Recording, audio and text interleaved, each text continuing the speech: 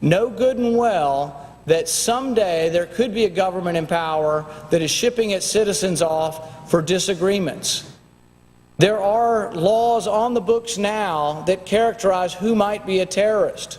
Someone missing fingers on their hands is a suspect, according to the Department of Justice.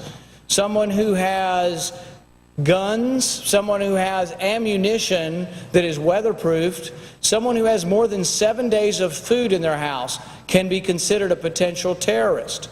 If you are suspected by these activities, do you want to have the government have the ability to send you to Guantanamo Bay for indefinite detention? A suspect. We're not talking about someone who has been tried and found guilty. We're talking about someone suspected of activities. But some of the things that make you suspicious of terrorism are having food, having more than 7 days of food, missing fingers on your hand, having ammunition, having weatherproofed ammunition, having several guns at your house. Is that enough? Are you willing to sacrifice your freedom for liberty?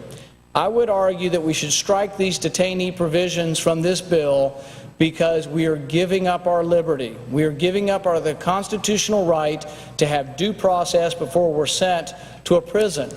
This is very important. I think this is a constitutional liberty we should not look at and blithely sign away to the executive power or to the military. So I would call for support of the amendment that will strike the provisions on keeping detainees indefinitely, particularly the fact that we could now for the first time send American citizens to prisons abroad. I think that is a grave danger to our constitutional liberty, and I advise a vote to strike these provisions from the bill.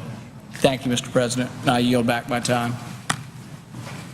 Big government Republicans and Democrats were busy shredding the last vestiges of the Constitution.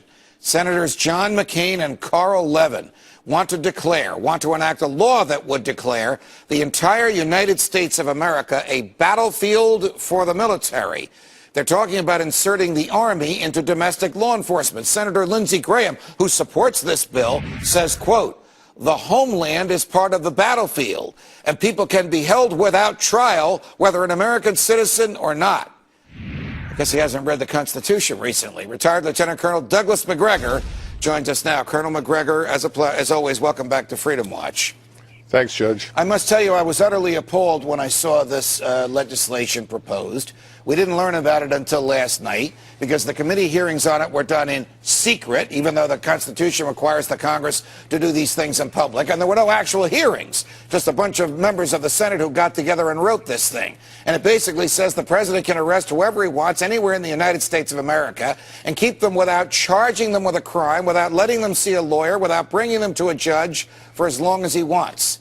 How is that consistent with the Constitution? Well, Judge, you're the legal expert, but whenever you suspend due process, which in effect suspends the rule of law, you walk down a very dangerous path and you give authority to your government that it can then wield essentially without restraint. What worries me is that we'll end up creating categories of people who are then subject to arbitrary arrest. And that's dangerous because we don't know how those categories will be defined or interpreted in the future. All in all, it's a disaster, and it's something that should be defeated. One day, the President of the United States, whomever he or she might be, might say, okay, let's arrest that guy. Suppose the president decided that one of his political opponents was an enemy of the state. He could make that person disappear. Sounds fanciful, sounds crazy, but it's true.